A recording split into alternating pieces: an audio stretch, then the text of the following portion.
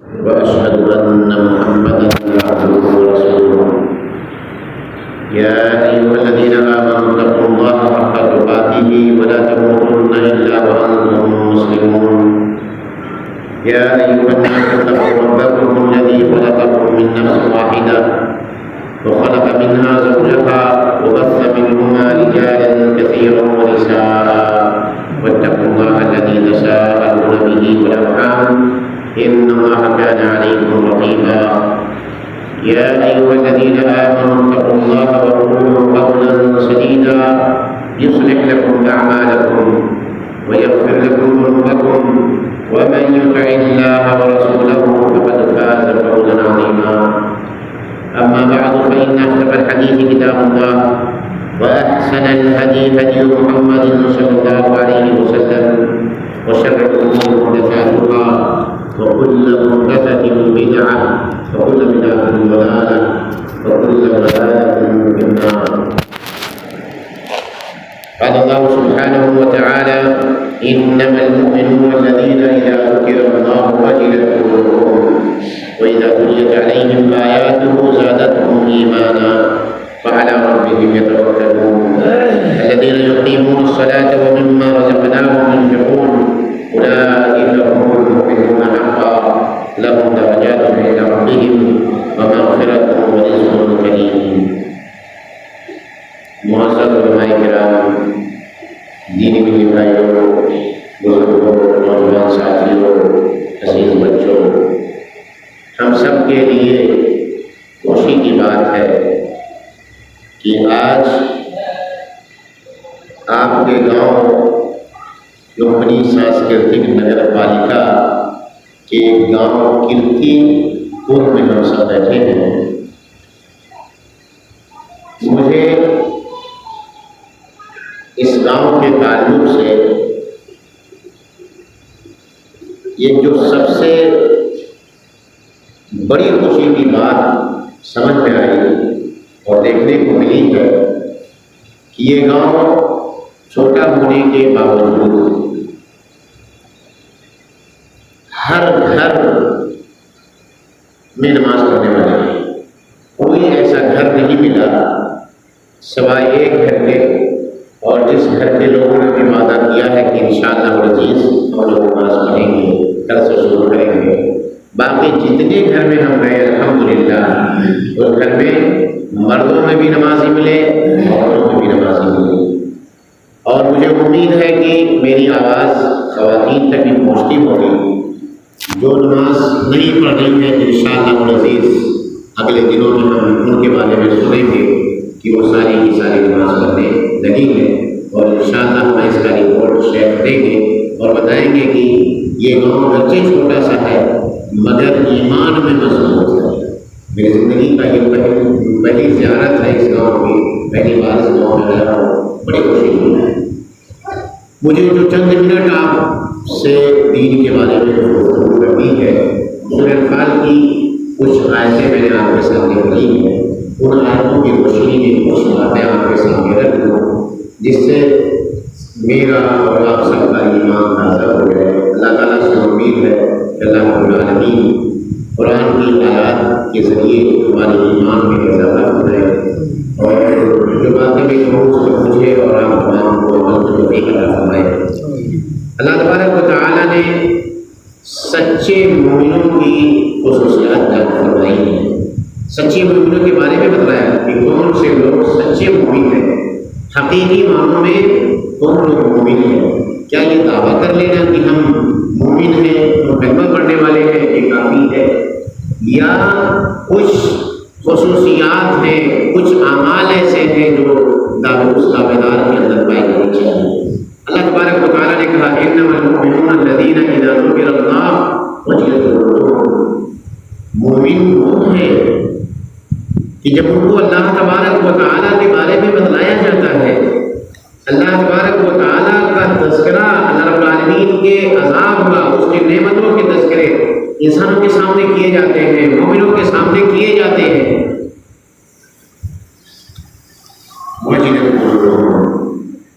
اس کا فائدہ کیا ہوتا ہے کہ جب ان کو اللہ تبارک و تعالیٰ کے بارے میں بتلایا جاتا ہے، اللہ رب العالمین کے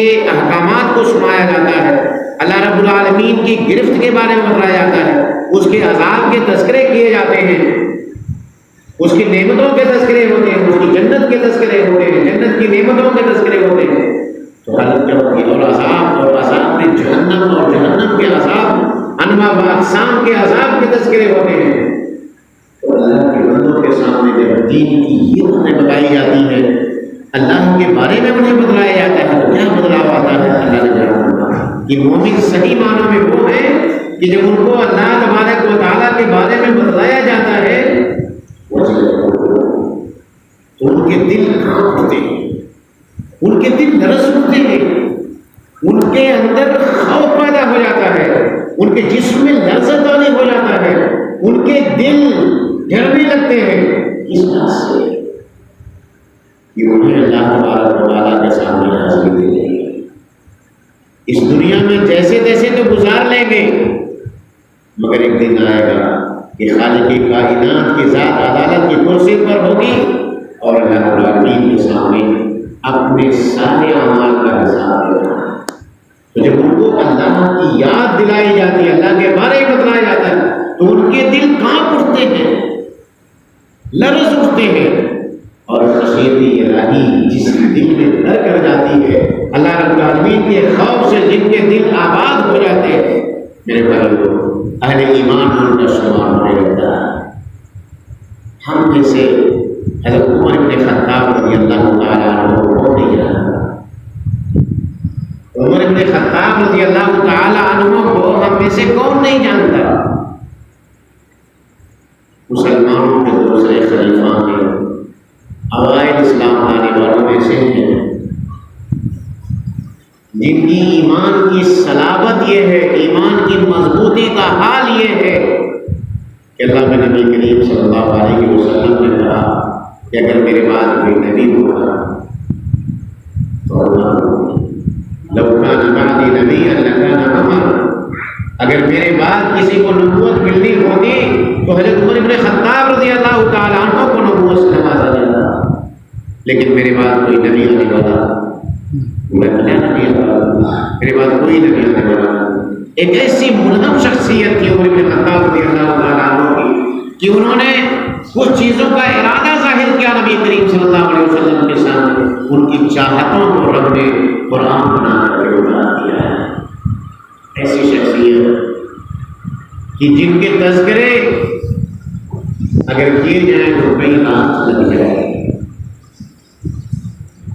دنیا میں جن کے قدم چل رہے تھے اور رحمت للعالمین جنت کی خوشخبری سنا رہا تھا، عمر فی الجنہ، کہ عمر آپ کا مقام تو جنت میں ہے۔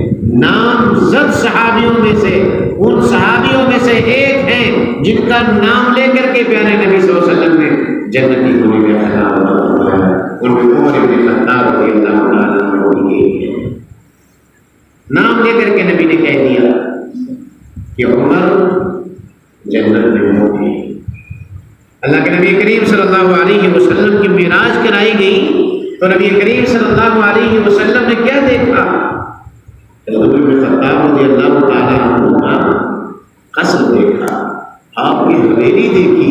عمر بن خطاب رضی اللہ تعالیٰ عنہ زمین پہ ہیں اور اللہ تبارک و تعالیٰ نے اپنی جنت میں پوری حویلی تیار کر کے رکھی ہے۔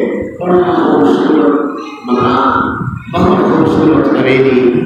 اللہ کے نبی کریم صلی اللہ علیہ وسلم پاس کے داخل ہونا چاہ رہے تو دیکھا کہ یہ گھر کس کا ہے، دیکھا یہ گھر کس کا ہے؟ عمر بن خطاب رضی اللہ عنہ۔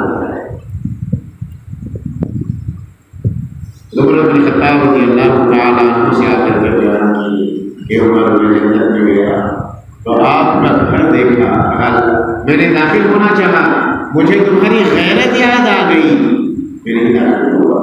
اللہ کے نبی اگر آپ اس میں قدم رکھ دیے ہوئے تو میرے لیے کتنی شرف کی بات ہوتی، میرے لیے کتنے شرف کی بات ہوتی کہ میرے گھر میں جن کا قدم جنت میں پہلے پڑا ہے وہ میرے حبیب کا ہے، میرے نبی کا ہے، رحمت للعالمین کا قدم سب سے پہلے پڑا۔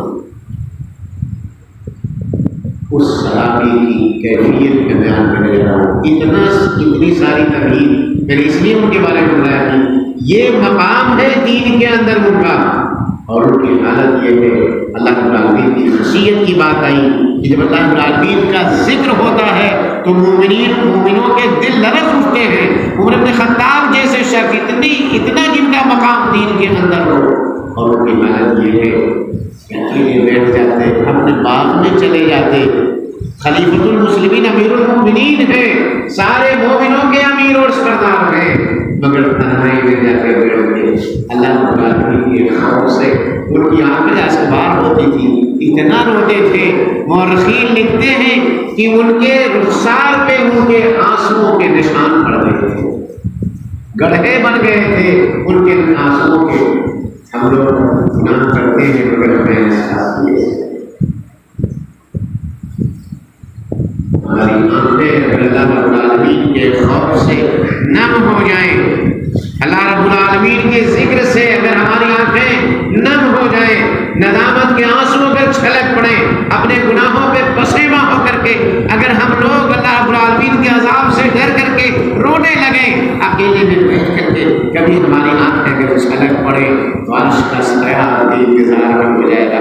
نبی کریم صلی اللہ علیہ وسلم نے جن 7 قسم کے خوش نصیب لوگوں کا ذکر فرمایا کہ میدان محشر میں جن کو عرش کا سایہ نصیب ہوگا، ان میں سے ایک خوش نصیب وہ بھی ہوگا، رجل ذکر اللہ خالیا ففاضت عیناہ، جس نے اکیلے میں بیٹھ کر تنہائی میں اپنے زندگی کے رجسٹر کھول دیے، اپنے زندگی کے رجسٹر اپنے آنکھوں کے سامنے کھول دیے اور اپنے ساری خطاؤں کو یاد کر کے اللہ رب العالمین سے روتا رہا، اپنی خطائیں یاد کی اور اللہ تبارک و تعالیٰ کی گرفت سامنے رکھی کہ اگر اللہ تبارک و تعالیٰ نے ان گناہوں پہ ہماری گرفت کر لی، اگر ہم پکڑے گئے ان گناہوں پر تو پھر نجات کیسے مل سکتی ہے؟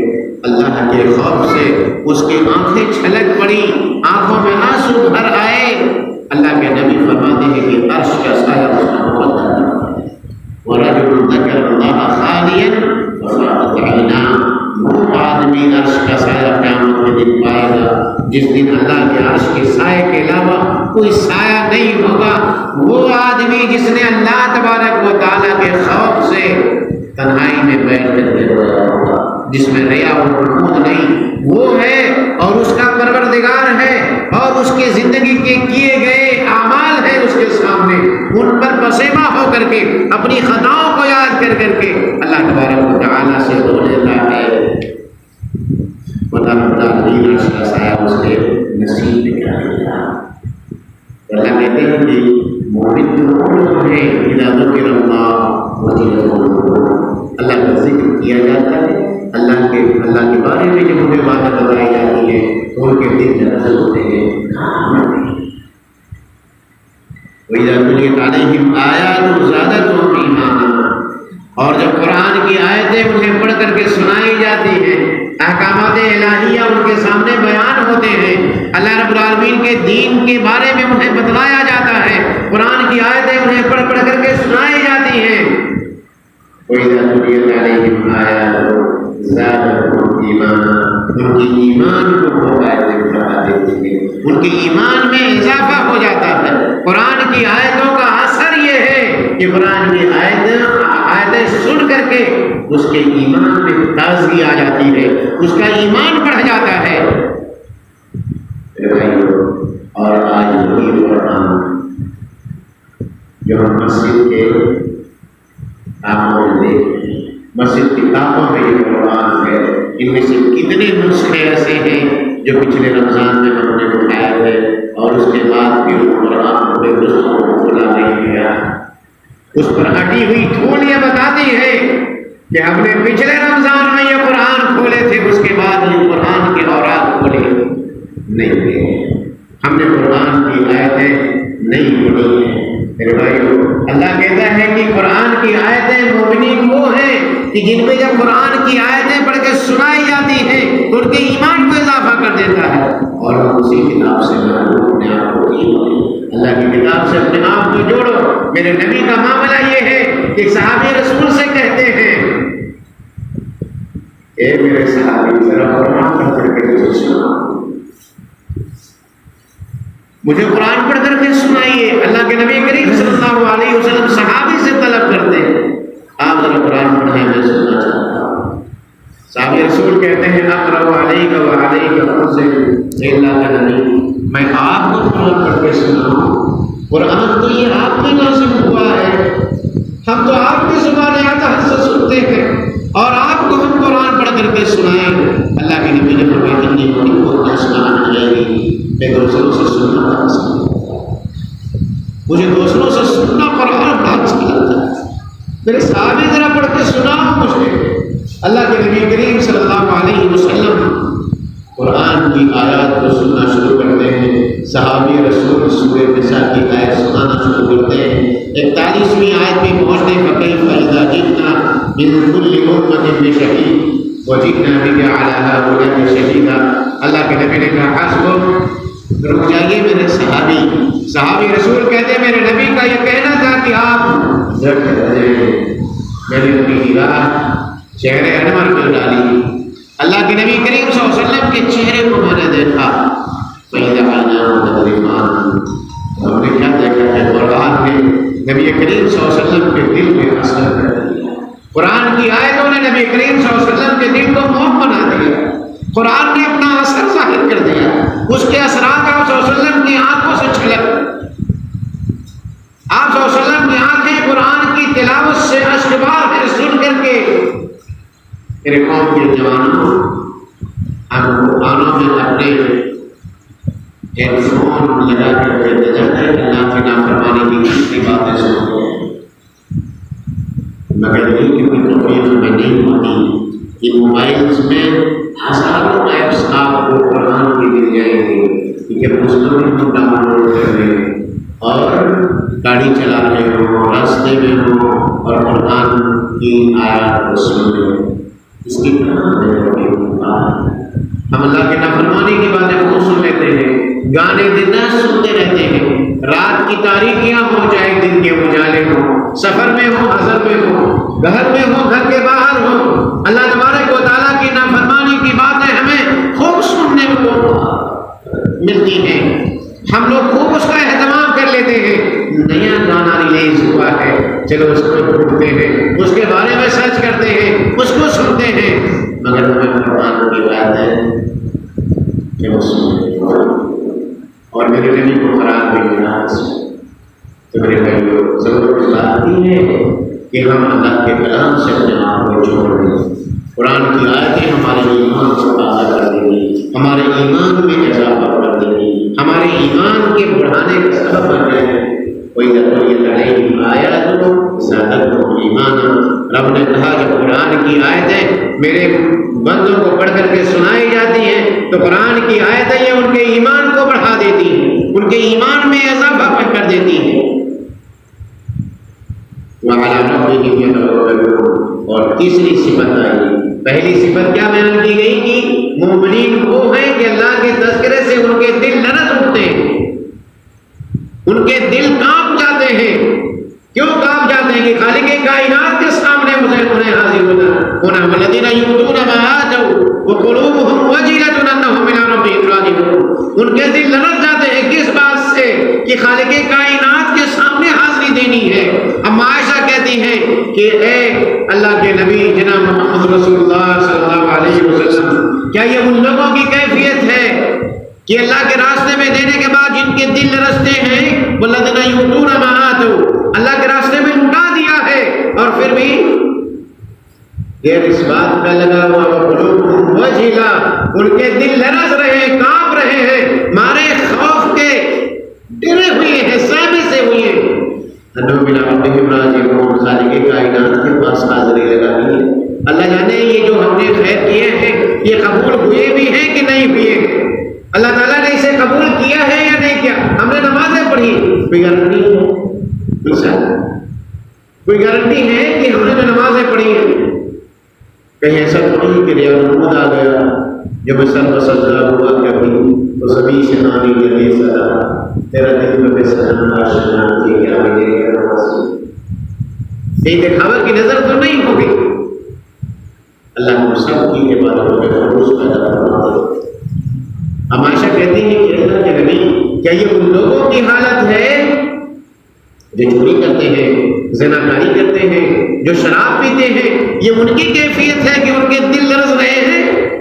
کہا نہیں ابو بکر صدیق کی بیٹی کہ ان کی کیفیت نہیں ہے، یہ ان کی کیفیت نہیں ہے، یہ ان لوگوں کی کیفیت ہے جو نماز پڑھتے ہیں، روزے رکھتے ہیں، اللہ کے راستے میں خرچ کرنے والے ہیں، اللہ کے راستے میں لٹانے والے ہیں، جو نمازی ہیں، جو لوگ روزہ رکھنے والے ہیں۔ یہ ان کی کیفیت ہے کہ ان کے دل لرز رہے ہیں کہ خالق کائنات کے سامنے جب کل قیامت کے دن حاضر ہوں گے تو ہمارے یہ اعمال جو ہم نے دنیا میں پیش کیے تھے، کہیں ایسا نہ ہو کہ زمین پہ مار دیے گئے ہوں، کہیں ایسا نہ ہو کہ اللہ کی میزان میں وہ کوئی وزن نہ رکھتے ہو، اس کی کوئی حیثیت نہ ہو، کہیں ایسا نہ ہو کہ ہمارے اعمال اکارت کر دیے گئے ہوں۔ اس بات سے ڈر رہے ہیں وہ، ان کے دل لرزتے ہیں۔ تو ایک نماز کیا پڑھ لیے کہ دوسرے لوگوں کو سنانے چلے جاتے ہیں، یہ تو نماز ہی نہیں ہے، ہمیں نہیں دیکھتا، ہم فجر کی نماز کے لے جاتے ہیں، ہم رات کو اٹھ کر کے قیام اللیل بھی کرتے ہیں، کرتے تھے جو آپ کی عبادت ہے آپ کے اور آپ کے پروردگار کے درمیان کی تھی، اسے چھپا کر کے رکھو۔ وہ لوگوں کے سامنے بیان کرنے والی چیز نہیں ہے، کہیں ایسا نہ ہو کہ وہ ریاکاری کی نظر ہو جائے۔ اللہ تعالیٰ نے کہا کہ پہلی صفت یہ ہے مومنین کی کہ وہ اللہ کے ذکر سے ان کے دل لرزتے ہیں۔ دوسری صفت یہ ہے کہ قرآن کی آیتیں جب وہ سنتے ہیں، قرآن کی آیتیں جب ان کو پڑھ کے سنائی جاتی ہیں، ان کے ایمان میں اضافہ ہو جاتا ہے۔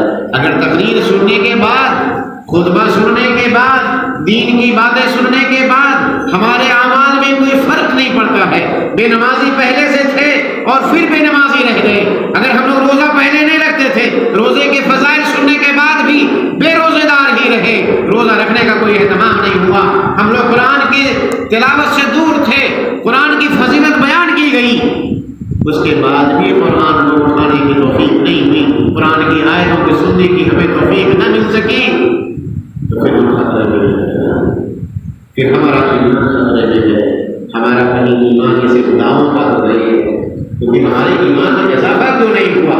ہم لوگ جو کام کر نہیں رہے تھے وہ کرنے والے کیوں نہیں بن گئے؟ تو تقریر سننے کے بعد، دین کی باتیں سننے کے بعد اگر ہم اس پر اپنے آپ کو عمل کرنے کے لیے آمادہ نہیں کر پا رہے ہیں، اس کا مطلب کہ کھوٹ ہمارے ایمان میں ہے، کیونکہ قرآن کی آیت اللہ کا یہ کام ہے کہ قرآن کی آیتوں نے ایمان میں اضافہ کر دیتی ہے۔ وہ کون سا ایمان ہمارا ہے اللہ کے بندو جو ہمیں مسجد تک نہیں پہنچاتا؟ میرے قوم کے جوانوں بتاؤ، وہ کون سا ہمارا ایمان ہے جو ہمیں مسجد تک نہیں لا پاتا؟ اس کا مطلب یہ ہے کہ خلل ہمارے ایمان میں ہے، کیونکہ اگر ہمارا ایمان سچا ہوتا، حقیقی ایمانوں میں ہم مومن ہوتے تو اللہ تبارک و تعالیٰ بھی اور صاحب بیان کرتا ہے مومن کے ہمارے اندر پائے جاتے ہیں۔ اور تیسری صفت اللہ کہتا ہے کہ سچے مومن وہ ہیں وَعَلَىٰ رَبِّهِمْ يَتَوَكَّلُونَ، جو اپنے رب پہ بھروسہ رکھتے ہیں، جو اپنے رب پہ بھروسہ رکھتے ہیں سچے معنوں میں وہ مومن ہیں۔ اور میں ایک حدیث سنا کر کے بات آگے بڑھاتا ہوں۔ اللہ کے نبی کریم صلی اللہ علیہ وسلم، سب کو پیسے کی ضرورت ہے، دنیا کی ضرورت ہے، یہ زندگی ہے اور زندگی میں پیسوں کی ضرورت ہے، اور اس کے لیے کوشش کرنی چاہیے۔ اللہ تعالیٰ نے جو آپ کا نصیب دنیا میں روزی کی شکل میں رکھا ہے، اس کے پانے کے لیے ہمیں یقیناً کوشش کرنی چاہیے۔ اللہ تعالیٰ نے نماز کے بعد، جمعہ کے بعد کیا کہا؟ فَإِذَا قُضِيَتِ الصَّلَاةُ فَانتَشِرُوا، جب نماز پڑھ لو تو یہ نہیں کہ بس خالی مسجد کے اندر بیٹھے رہیں گے اور اس کے بعد روزی مسجد بنانے کے نہیں، نماز سے فارغ ہوئے آپ جائیں گے اپنے روزی کی تلاش میں لگ جائیں گے، تو جو اللہ تعالیٰ نے حصہ آپ کا اس دنیا میں رکھا ہے اسے حاصل کیجیے۔ یہ معیوب چیز نہیں ہے، مطلوب ہے یہ کہ آپ اپنے حصے کی روزی حاصل کریں، مگر حلال طریقے سے، حرام طریقے سے نہیں۔ یہاں اس معاملے میں جب ہم کمائی حرام طریقے سے کمانے لگتے ہیں، حرام طریقے سے اپنے گھر میں کمائی لانے لگتے ہیں، تب میرے بھائیوں ہمارا بھروسہ اپنے خالق کائنات سے اٹھ چکا ہوتا ہے، کیونکہ روزی دینے والا کون ہے؟ روزی دینے والا کون ہے؟ روزی کون دیتا ہے؟ اللہ۔ اگر میں آپ کے گاؤں کی حالت آج سے 30 سال پہلے کی پوچھوں تو تو ایک بھی پکے مکانات تھے، ایک بھی پکے مکانات تھے 30-40 سال پہلے آپ کے گاؤں میں؟ یہ سڑک پکی تھی آپ کے گاؤں میں؟ یہ پگڈنڈی نہیں ہوئی، بڑی مشکل سے اس میں بیل گاڑیاں چل پا رہی ہوگی، اور برسات کے موسم میں تو بیل گاڑی لاد کر کے نکالنا گلا لاد کے بہت مشکل تھا، مگر اس کے باوجود اس گاؤں کے کتنے سارے جوان باہر کی دنیا میں کمانے گئے کہ نہیں گئے نا؟ ان کے ناموں کے ویزے آئے کہ نہیں آئے؟ ان کے ناموں کے ویزے نکلے کہ نہیں نکلے؟ جس گاؤں میں صحیح ڈھنگ سے ڈاکیا نہ پہنچ پاتا ہو، جس گاؤں کے باشندے اس گاؤں میں سکون کے ساتھ پہنچ نہ پاتے ہو، جہاں جانے کے لیے راستے نہ ہو، اس گاؤں میں اللہ تبارک و تعالیٰ نے ان کی روزی کے بندوبست کا معاملہ اس طرح طے کیا ہے کہ ان کے نام کے ویزے سعودی سے، قطر سے، ملیشیا سے، دبئی سے، کہاں کہاں سے ان کے نام کے ویزے آئے کہ نہیں ہے؟ یہ بندوبست کس نے کیا؟ اللہ نے کیا۔ یہ بندوبست اللہ تبارک و تعالیٰ نے کیا۔ اگر جب وہ خالق کائنات کہ جہاں کے باشندے خود چل کر کے صحیح ڈھنگ سے اپنے گاؤں میں پہنچ نہ پا رہے ہو اور وہاں ان کے روزی کا پروانہ پہنچ جاتا ہو، تو انہیں اپنے رب پہ کامل بھروسہ کر لینا چاہیے کہ حلال روزی جو ہمارے حصے کی ہے وہ انشاءاللہ کر کے رہے۔ مگر جب انسان حرام کمائی کمانے لگتا ہے تو گویا کہ وہ اللہ تبارک و تعالیٰ پر بھروسہ نہیں کرتا۔ اللہ کے نبی صلی اللہ علیہ وسلم کی حدیث اس طرح پرندوں کے گھونسلوں میں بچپن میں چلے ہوئے اتارے آپ لوگ اتارے ہو کہ نہیں ہو؟ تو کبو ڈہری دیکھے ہوئے شیرین کے گھر میں कोनो ڈہری رکھی نہیں تو کھوتا والا، لیکن कोनो ڈہری نہیں، कोनो ڈہری دیکھو کبو نہیں، कोनो بھائی کوئی کا کھاتا نہیں رہتا، مگر ان کو روزی کون دیتا ہے؟ ان پرندوں کو روزی کون دیتا ہے جن کے گھروں میں کوئی ڈہری نہیں، کوئی اسٹوریج نہیں، کوئی گوڈاؤن نہیں، جن کے پاس کوئی اگلے دن کے روزی کا بندوبست نہیں ہے، جن کے پاس کوئی بینک بیلنس نہیں ہے، ان کو روزی کون پہنچاتا؟ اللہ کے نبی فرماتے ہیں لو توکلتم علی اللہ حق توکلہ لرزقکم کما یرزق الطیر۔ کہا اگر تم اللہ تبارک و تعالیٰ پر ایسے ہی بھروسہ کرتے جس طرح سے اس پہ بھروسہ کیا جانا چاہیے تو اللہ تمہیں بھی روزی ایسے ہی دیتا جیسے پرندے کو روزی دیتا ہے۔ یغدو خماسا ویروح بطانا، جب اپنے گھر سے پرندہ، اپنے گھونسلے سے پرندہ نکلتا ہے تو اس کا پیٹ خالی ہوتا ہے۔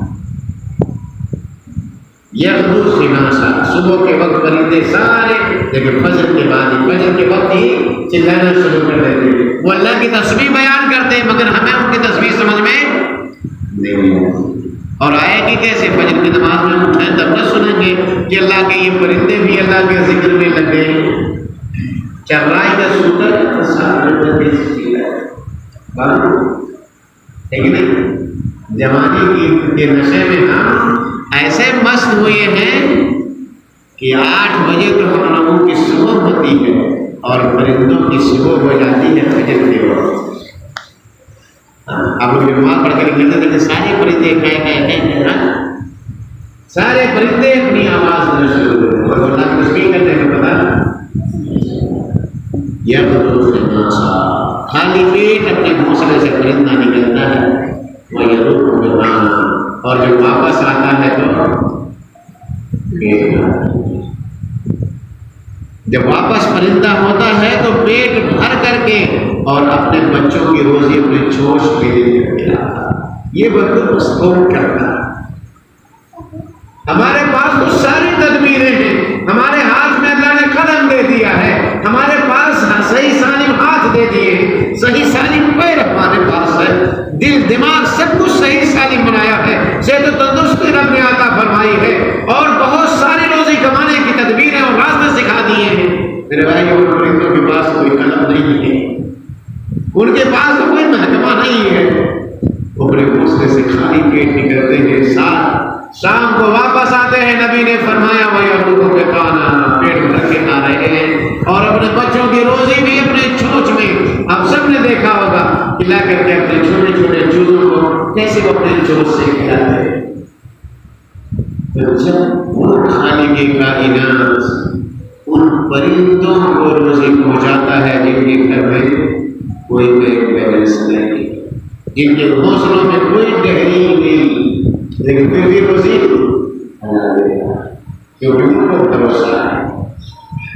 یہ میں نے ٹیمپو دیکھا آپ کے نا، تو ٹیمپو یہاں سے لے کے نکلتے ہیں کمانے کے لیے، اس وقت آپ کے پاس کوئی سواری نہیں ہوتی، آپ اپنے گھر کا چارج یوز کرتے ہیں، آپ اپنے گھر سے چارج لگا کر کے جاتے ہیں، پیسے ڈال کر کے اس میں جانے، کیونکہ لائٹ کا خرچ اس میں ہو چکا ہے۔ اور شام کو آتے ہیں تو پیسے ہوتے ہیں چارج کی نہیں ہوتے۔ یہ گاڑی چلانے والے ان کے پاس پیسے ہوتے کہ نہیں ہوتے؟ جب نکلتے ہیں تو ان کے پاس پیسے ہوتے، یہ خالی، اور شام میں آتے ہیں تو اللہ تعالیٰ پیسے لا کے بھیجتا ہے۔ تو اگر حقیقی معنوں میں نبی نے فرمایا کہ اللہ کے بندے مردی والے میں کیا ہوگا، اللہ تعالیٰ کے بندے کچھ جنت میں ہوں گے، جنت کے بالا خانوں میں ہوں گے، اور کچھ لوگ جہنم میں ڈالے جائیں گے۔ جنت اونچی ہے، بلندی پر ہے، اور جہنم گڑھائی میں ہے، لوگ اوپر سے دیکھ رہے ہوں گے، سوال کریں گے مجرمین سے، کیا پوچھیں گے؟ ما سلککم فی سقر، ما سلککم فی سقر، جہنم میں کیوں چلے گئے؟ جہنم میں کیوں چلے گئے؟ پوچھیں کیوں؟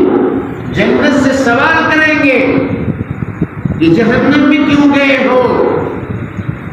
دنیا میں بڑا سینہ تان کے چل رہے تھے، بڑے اسمارٹ بن رہے تھے، بڑے اچھے اچھے کپڑے پہن رہے تھے، خوشبو اور پرفیوم ڈھنگ کی لگا کے چل رہے تھے، خوب اترا کے چل رہے تھے، آج جہنم میں کیوں چلے گئے ہو؟ میں سلککم فی سقر، کس چیز نے جہنم میں تمہیں ڈالا ہے؟ کیا جواب ہوگا؟ پہلا جواب ہوگا ہم لوگ نمازی نہیں تھے، یہ پہلا جواب ہوگا اللہ کے بندوں کہ جہنم میں جانے والا یہ کہے گا کہ ہم بے نمازی تھے، قالوا لم نک من المصلین، ہم لوگ نماز نہیں پڑھتے تھے۔ جہنم میں جانے کا یہ پہلا سبق بیان کریں گے جہنمی، کیونکہ ان کو پتہ چل چکا ہوگا کہ ہمیں کس جرم کی سزا جہنم میں کاٹنی پڑ رہی ہے۔ اللہ قوم کے جوانوں، یہ زندگی آپ کا ساتھ کب تک دے گی؟ 60 سال، 70 سال، 80 سال، 100 سال، بولے نوح تو بھی مل جائے تبھی تو دنیا چھوڑے کے جانا۔ اگر نوح علیہ السلام کی بھی عمر مل جائے تبھی دنیا چھوڑ کر کے ہی تمہیں جانا، یہی ہے میرے نبی ایمان کے لیے۔ انبیاء کرام یہاں اس دنیا میں نہیں رہے، زمین آ گئی، آسمان کیسے کیسے، بڑے بڑے سرما اس دنیا میں آئے، نہ گورے سکندر نہ ہے قبر اللہ، میرے نامیوں کے نشان کیسے کیسے۔ میرے بھائی، یہ دنیا کسی کو نہیں چھوڑے گی، یہ دنیا کسی کو نہیں چھوڑے گی، اس لیے اللہ کے واسطے ایسا کچھ کر کر کے جاؤ کہ جس سے آپ کے قبر میں لائٹ فٹ ہو جائے، آپ کی قبر روشن ہو جائے، آپ کے اعمال آپ کی قبر میں ٹیوب لائٹ کا کام کرنے لگے، مرکری کا کام کرنے لگے، آپ کے قبر میں آپ کا عمل روشنی بن جائے، کچھ ایسا کر کر کے جاؤ، ورنہ وہاں ہیری کوٹھری ہوگی، وہاں کوئی آپ کے ساتھ جانے والا نہیں ہوگا، آپ اکیلے ہوں گے۔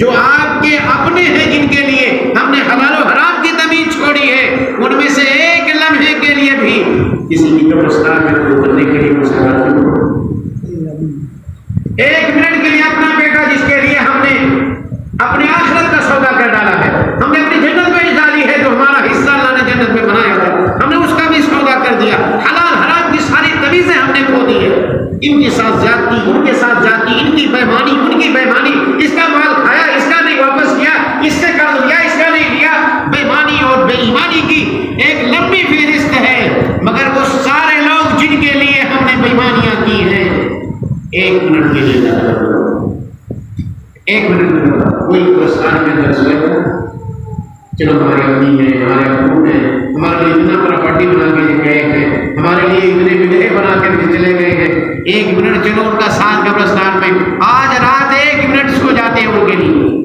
اس کے کرنے کے لیے تیار ہے تو ان کے لیے ہم اپنی آخرت کو خراب کریں، ان کی بھی دنیا تباہ کریں، اپنی بھی خراب کریں نہیں۔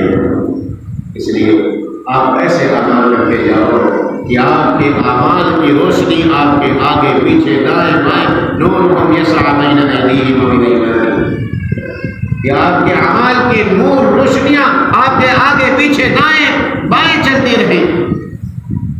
تو کہا اللہ تعالیٰ نے چوتھی صفت مومنین کی یہ ہے الذین یقیمون الصلاۃ، نماز پڑھتے ہیں، تو نماز پڑھتے ہیں۔ یہ ننھی انگلیاں بچوں کی، میرے دینی بھی بھائیو، یہ ننھی انگلیاں، اگر میری بات میری مائیں اور بہنیں سن رہی ہیں تو وہ بھی یہ کان کھول کر کے دھیان سے سن لیں کہ آپ کے گھر میں وہ بچیاں آپ کے انتظار میں ہیں کہ کب آپ کہیں گے کہ اٹھ بیٹی نماز پڑھ لے۔ یہ بیٹے ہیں، یہ ننھے ننھے بچے، ان کی یہ نرم نازک انگلیاں اس انتظار میں ہیں کہ اب وہ کبھی ان کو پکڑ کر کے مسجد کا راستہ دکھائیں، کبھی ان انگلیوں کو پکڑ کر کے مسجد میں جائیں۔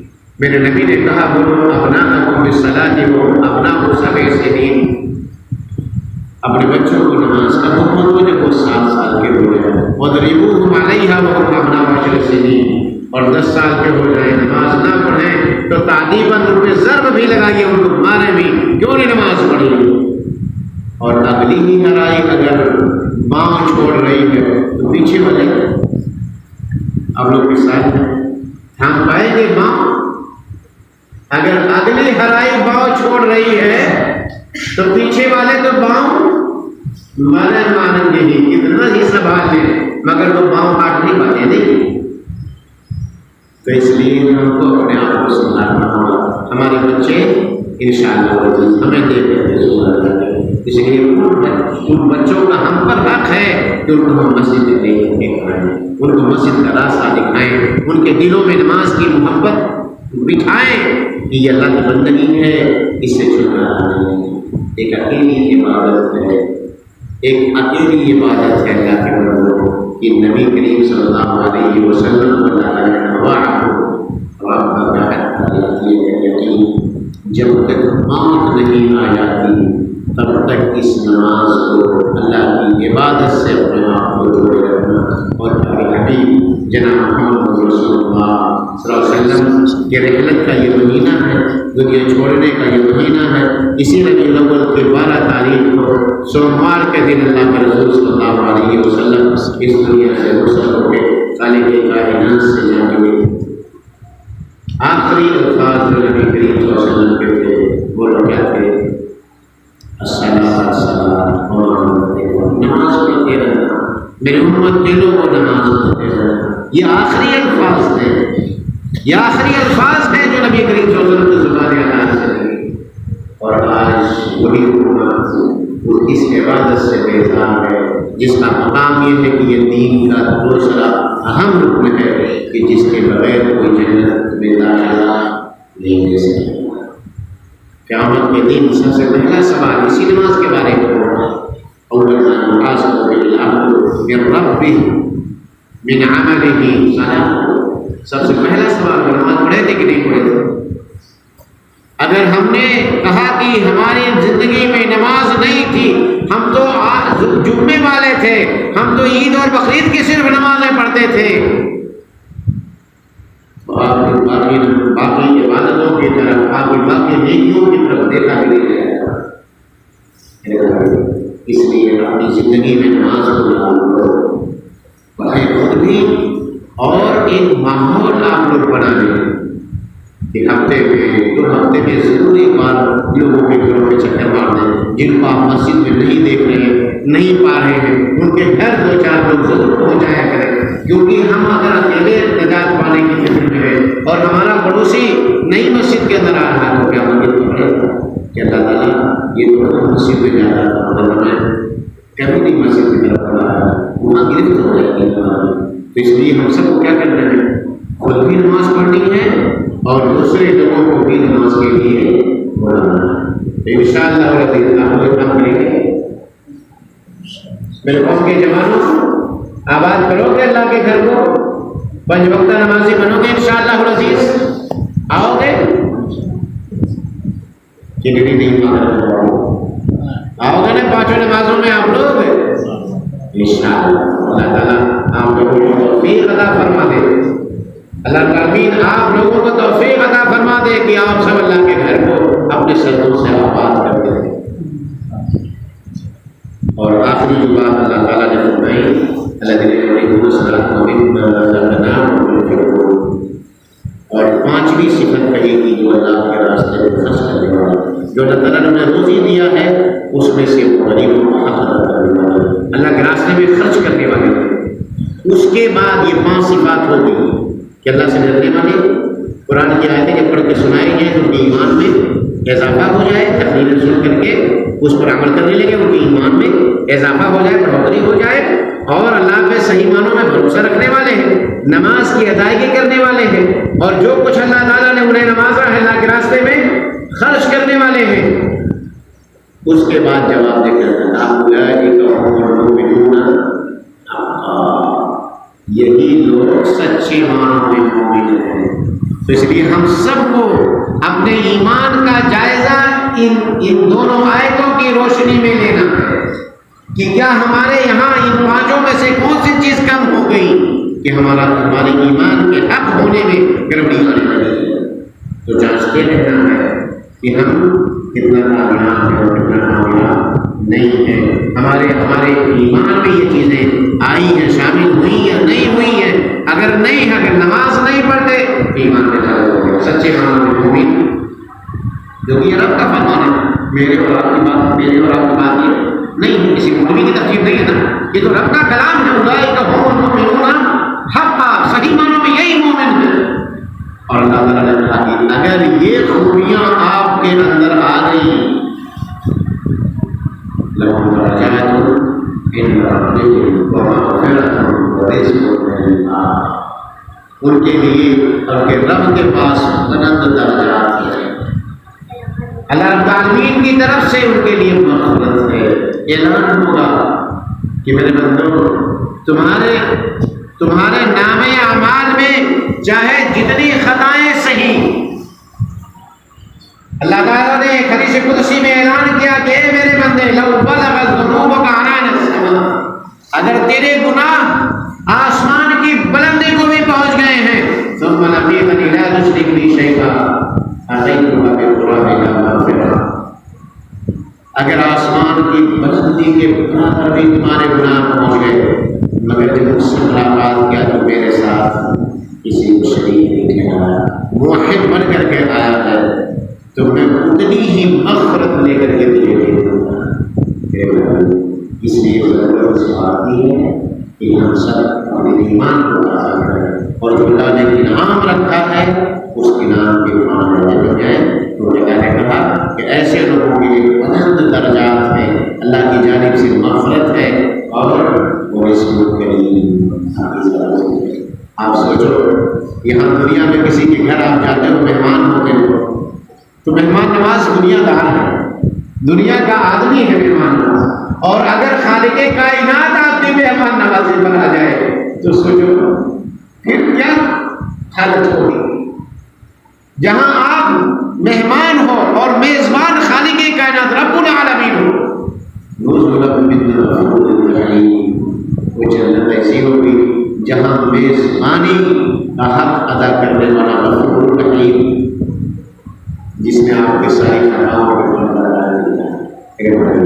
اس لیے میں آپ سے گزارش کرتا ہوں کہ اللہ کے گھر کو اسی طرح سے آباد کرتے ہیں.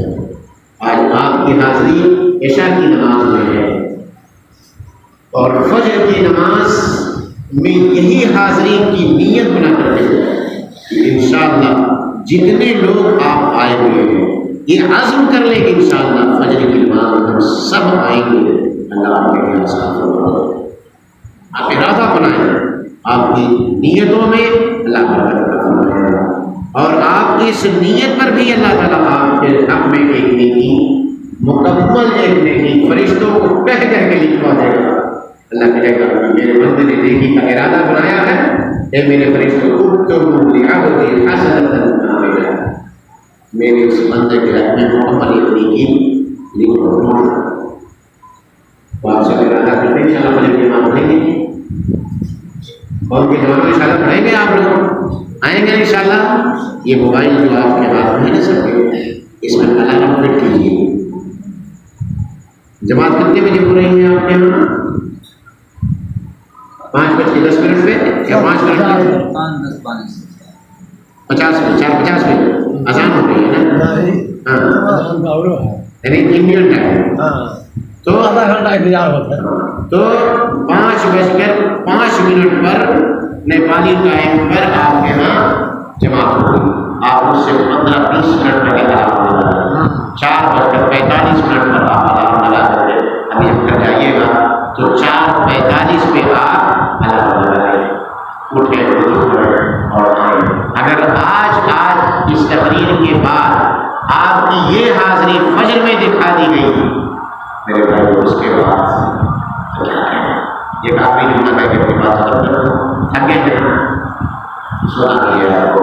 ایک صحابی رسول اللہ نے کہتے ہیں کہ اللہ کے نبی آپ مجھے نصیحت کر دیجیے،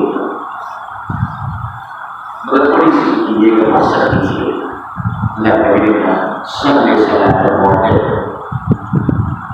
آپ نماز پڑھو تو یہ سوچ کے پڑھو کہ آپ کی زندگی کی یہ آخری نماز ہے، اس کے بعد پتہ نہیں نماز کا موقع ملے گا یا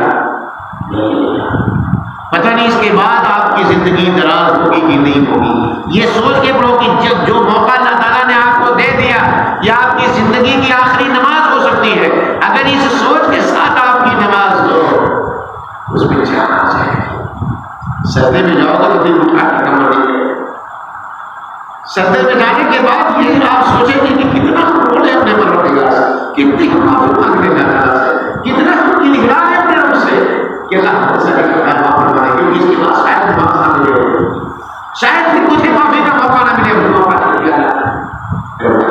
اس لیے آپ نیت بنا کر کے جائیں، اور اس کے بعد کوئی غم نہیں ہے۔ اگر آپ نے ارادہ بنا لیا ہے، اگر ہماری سانس بھی رک جاتی ہے دنیا سے، ہم لوگ سے بھی ہو جاتے ہیں، ہمارے جسم کا سلسلہ، ہمارے جسم سے ہمارے روح کا سلسلہ یہاں سے جانے کے بعد ختم بھی ہو جاتا ہے، تو ہماری جس نیت پر آپ سوئیں گے اسی نیت پر آپ قیامت کے دن اٹھائے گے۔